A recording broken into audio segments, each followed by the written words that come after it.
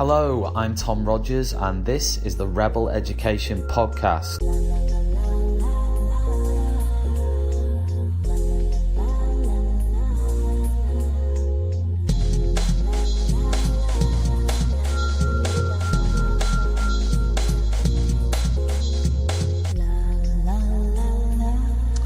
Hello and welcome to this week's episode of the Rebel Education Podcast.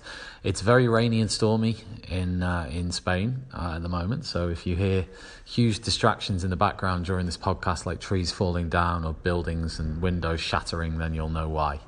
I'm really excited by this podcast because we're going to be talking about behaviour in schools, particularly how school leaders and groups of teachers, communities of teachers have turned around behaviour in schools. Or, this phrase "turning around behaviour" it sounds very dramatic.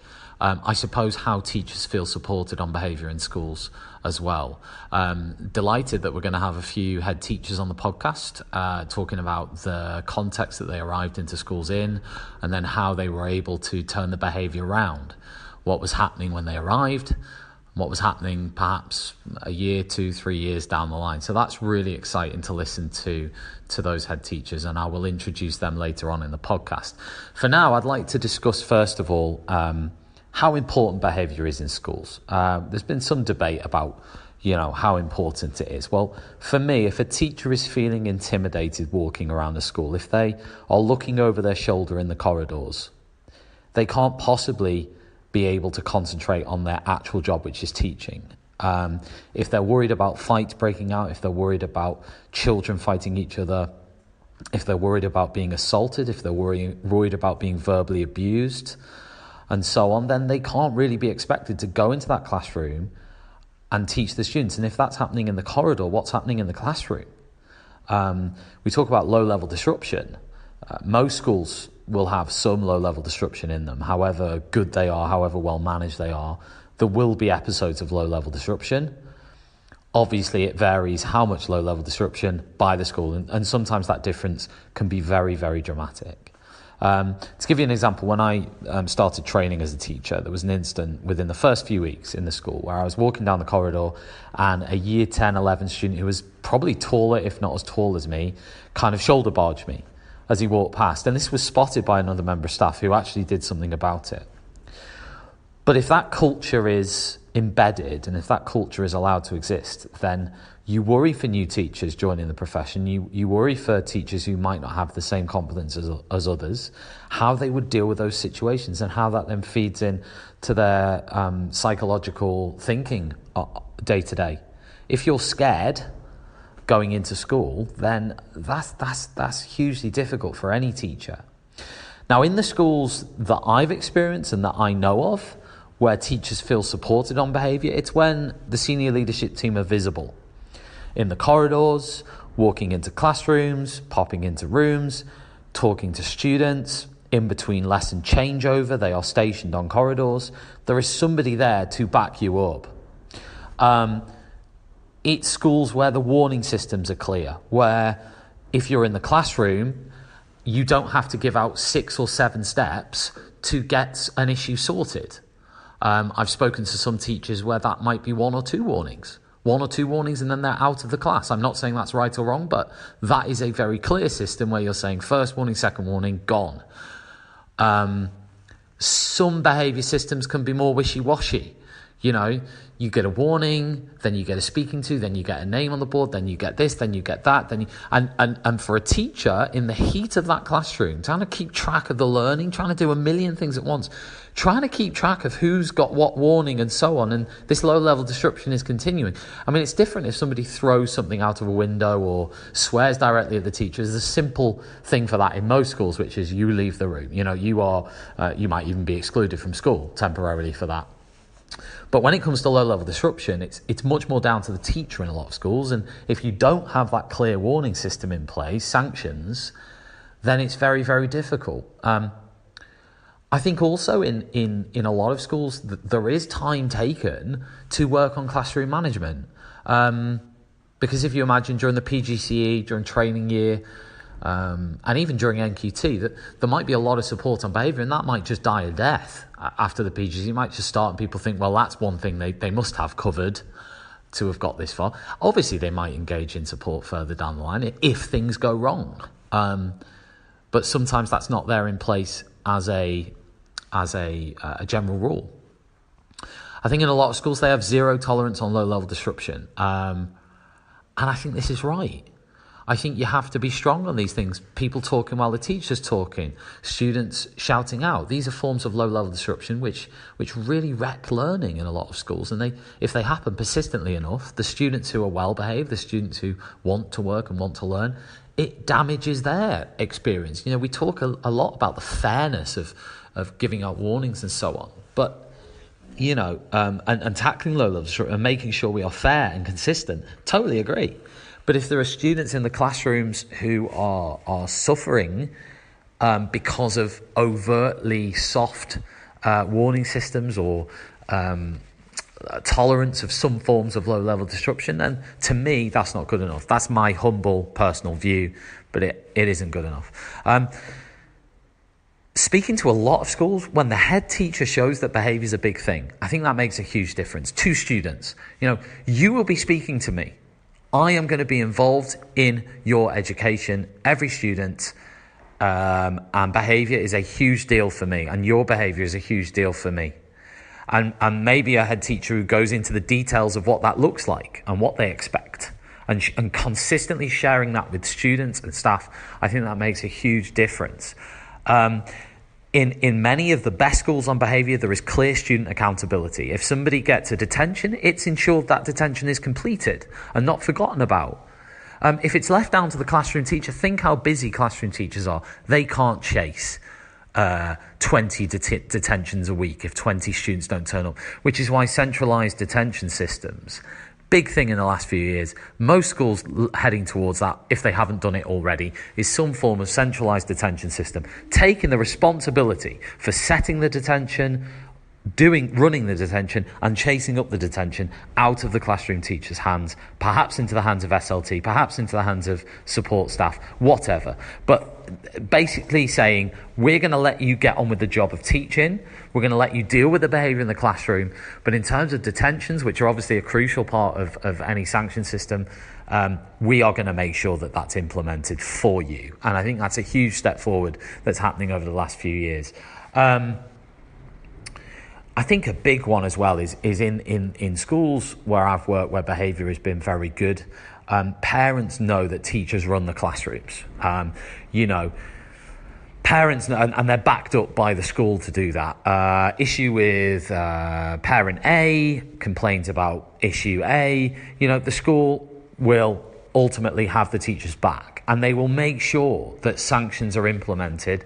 They will make sure that everything that happens is for the betterment of that student's education, even the tough decisions. And parents, in many cases, will be told that, we've made this decision. It's not going to be particularly pleasant for your son or daughter, but it's for the best for them. And sometimes that's very difficult because things are going to kick off. But I think the best schools on behaviour, where teachers feel really supported on behaviour, that's what happens. So there's some ideas, just from me personally, that I've seen or heard in many of the schools, and I've seen and worked in many, and I know lots and lots of people who've worked in many, many different environments, and the concluding evidence for me is those kind of 5 or 6 things. SLT are visible, warning systems are clear, zero tolerance on low-level disruption, the head teacher showing behaviour is a big thing, clear student accountability, and parents knowing that teachers run classrooms. But that's enough from me. I want to hear from leaders who have gone into schools where behaviour hasn't been great. What have they done to turn it around? Let's hear from some of them now. So my name's Sam Strickland, and I'm the principal of the Duston School in Northamptonshire. I assumed my post in April of 2017, and when I joined the school, behaviour was tasty, to say the least. Regularly during lesson time, there would be 50 to 60 students walking the corridors of the school. Students would regularly swear at staff. There were daily fights within the school, and very little respect shown or given to teachers in general. I had to do a number of things when I've joined the school, and obviously subsequently to address behaviour, to get behaviour to where it now is, which has been recognised externally as good. And I would argue that on a daily basis, our behaviour now is very good. There's still obviously things we can do, but in terms of what we did, or what I did when I joined the school, I brought in a series of non-negotiables for which I would exclude students. So, for example, swearing at a member of staff, fighting, bullying, damaging school property, to name just a few of the kind of extreme behaviours that the school was experiencing.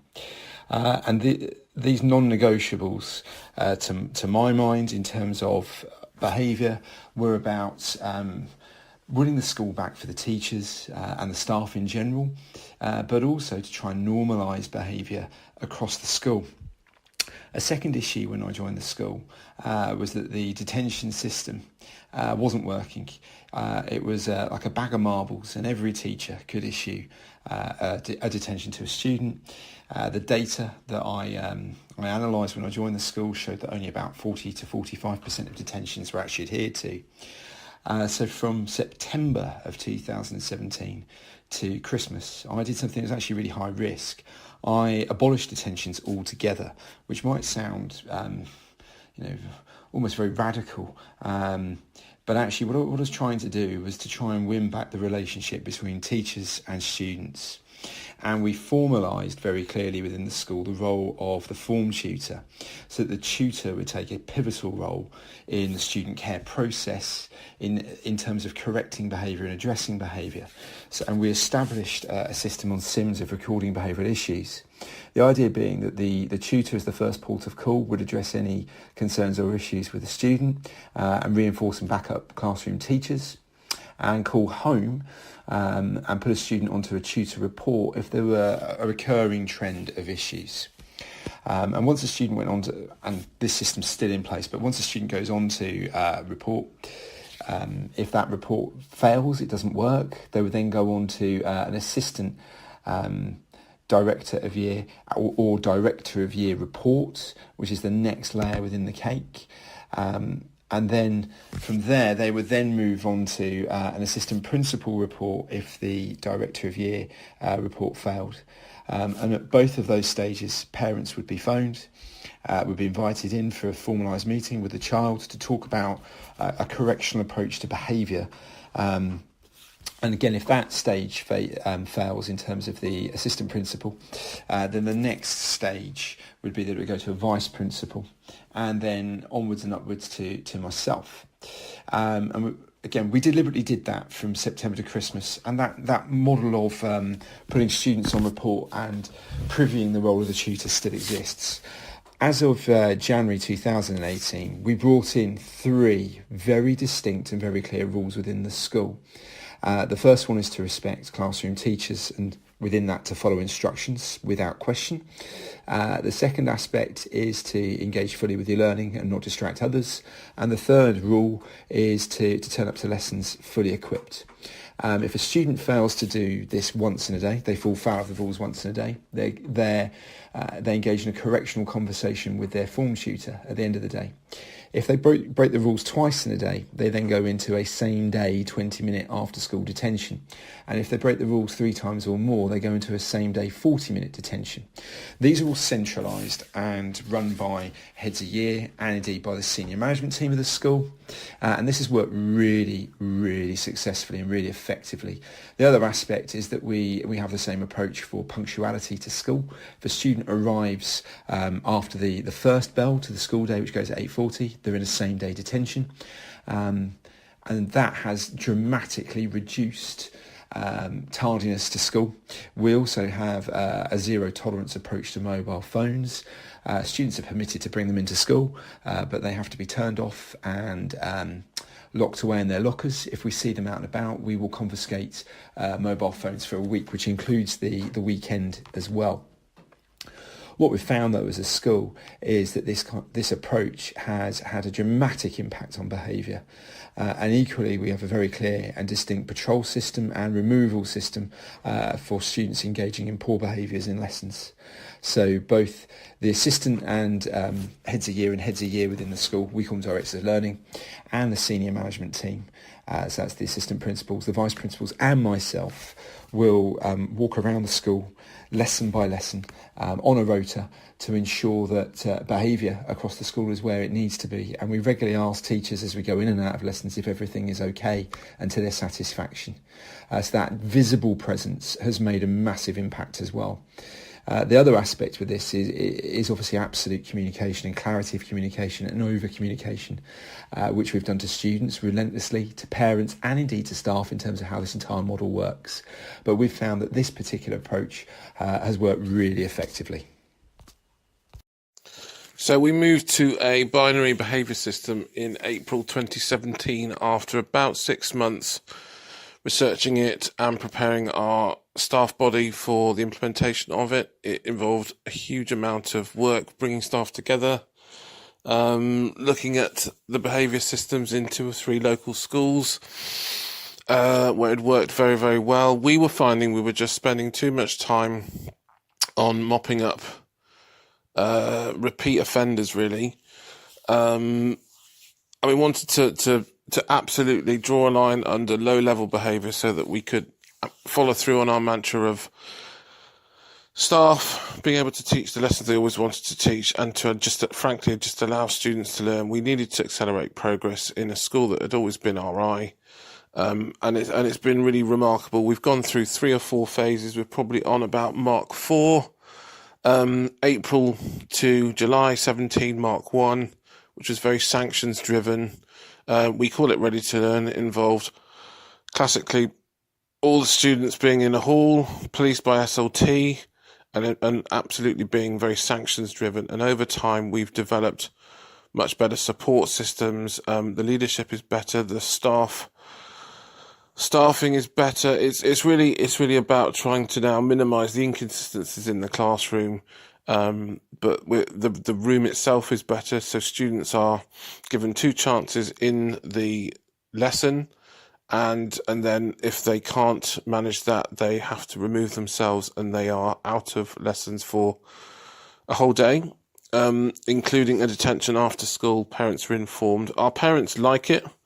They think that things are dealt with quickly. It does require, it's expensive. We have got a team of 4 with a lead who increasingly is able to proactively build in the support services around what Ready to Learn that we were always wanted to do, and that's really where we're at now. So build in the mentoring, build in Thrive as a support for for meeting students' social and emotional needs. It's about 98% of the school that go nowhere near it. We're I think much better now at being able to be flexible and be pragmatic with it. So it is binary, you're in or you're out, but at the same time we do hold to knowing the individual. So if we need to break a day up for a student who's in Ready to Learn, we'll do that. We'll give them time out, we'll give them mentoring, we'll take them for walks, we'll do some different things, really, some Thrive and so on. But it has been transformational, and it does absolutely just give you sharpness in lessons. It allows students absolutely to focus from minute 1 to the end, and clearly incrementally over time that's just going to give you that much more quality interaction between teachers and students. So I'm delighted. It's not universally popular with a very, very tiny minority of our parents, but that's where we try to pick them off and we bring them into school. The programme is going to be interesting in that we were filming with a crew for a year, and so episode 5 will almost certainly, it will be episode 5 will centre on Ready to Learn, and you'll see it from implementation through to a much tighter incarnation towards the end of the programme. But I guess the issue, which is dealt with in the programme, is how do you cope on the fringes with those students who have quite complex needs, where certainly as a school we just frankly don't have the resource to meet those needs. We've had to really tighten up on staffing levels. So as people leave, I look at whether I have to replace every single support staff member. We've had to balance falling budgets, and so that all plays out. But the gains massively outweigh those smaller disadvantages. Thank you so much to Sam and David for contributing to the podcast. It's very interesting listening to both of them. Both of them head teachers who've come into schools where behaviour has not been good, and they've managed to turn that round. In the latter account, David was talking very much about this binary in or out approach. And of course, you'll probably have seen in education media the phrase no excuses behaviour policy, and possibly that emanated from Michaela. I'm not sure where the phrase came from, but possibly Michaela Free School in London, which famously kind of abides by this idea of no excuses discipline. That phrase is, according to Barry Smith, who's now the head teacher of a school in Great Yarmouth. He used to work at Michaela, and he basically says that phrase is quite lazy. He says, to quote, "Someone will no doubt find in the annals of time an example where I've used it, but it's unhelpful because we're all human, and this is all about relationships. We're not all fluffy, but of course, this is about adults being adults and being able to judge situations. I call it warm and strict." That's what Barry says no excuses is. He carries on by saying, this is talking to the Ed Durrell at TES, by the way. "I used to love reading transcripts of Sir Michael Wilshaw's speeches. I used to love it. And he would talk about giving them love, but tough love. For me, that was yes. You want adults taking responsibility, making sure that children take on that responsibility." And that's what Barry Smith says. And I really sympathise with a lot of that. I actually remember reading an article by Michael Wilshaw. I think it was in the Daily Mail or something when I originally read it. But he was talking about visiting a school where the head teacher who he was walking around with allowed the students to kind of sprawl across the corridor, sitting across the corridor, and he walked around them. They were sitting there, and he kind of avoided talking to them and actually instead decided to walk around these students. And he criticised that. I think it's easy. Very easy, though, for someone like Michael Wilshaw, or anybody actually who visits a school, to make critical, non-contextual judgments about whatever their behaviour system is. If it works for that school, it works for that school on the day-to-day. However, we're talking about schools where perhaps behaviour is out of control, for want of a better word. So in Barry Smith's school, they're really hard on haircuts. They're really hard on mobile phones. A lot of schools will ban the mobile phones. By the way, that's another policy I personally agree with. But having recently worked in a school where there are 0 mobile phones and seen the impact of that. But this is this kind of no excuses approach. And it's obviously the critics of that will say a lot of students are being excluded from those schools because they don't opt in. And some would argue they're not able to opt in due to whatever the reasons are. They could be some kind of special educational need that student might have that does not allow them to opt in. For example, I know some schools have been criticised because they make the students make eye contact with the teacher. And if they don't make eye contact with the teacher, they're kind of lambasted, or they're given sanctions, or they're told to do this and do that.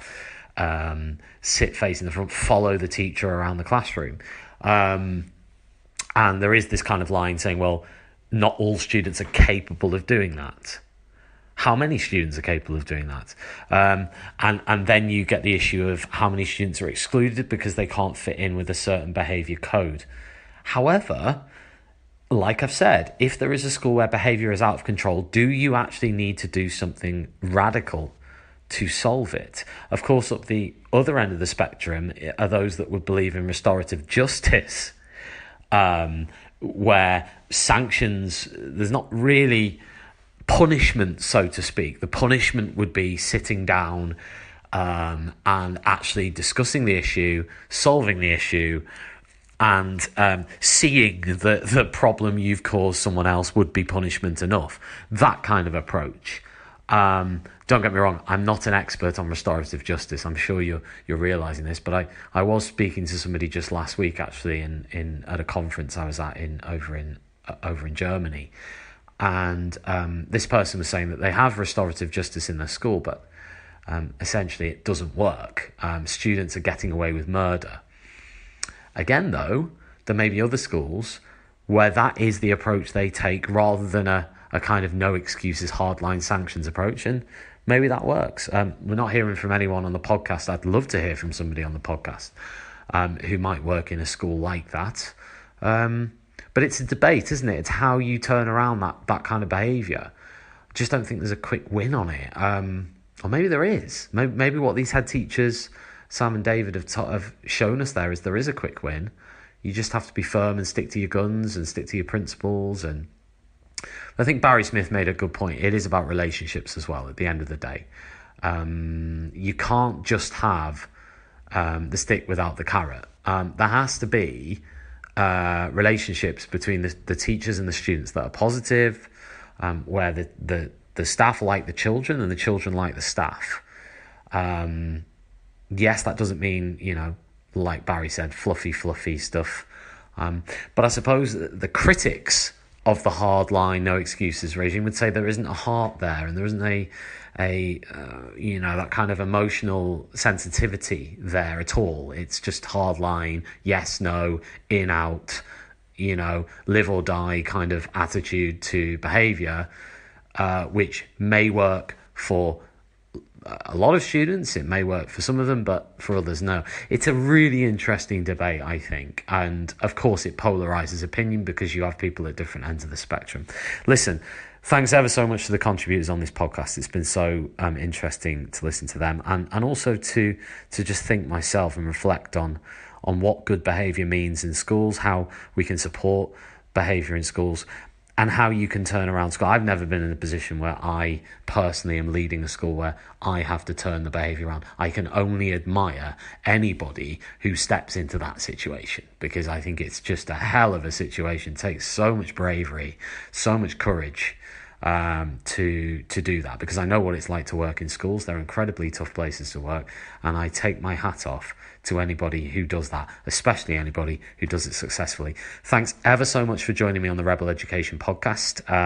It's been brilliant. Again, just a reminder, we are now on iTunes, Spotify, and Podbean. If you just search the Rebel Education podcast, subscribe and follow us on everything if you possibly can. And do drop me a line on Twitter if you're enjoying the podcast.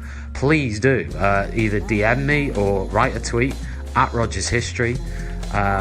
Tom Rogers. So just tweet me and let me know any feedback you have on the podcast, especially if you're enjoying it.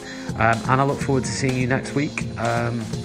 And yes, have a wonderful weekend. Thanks very much, guys. Bye.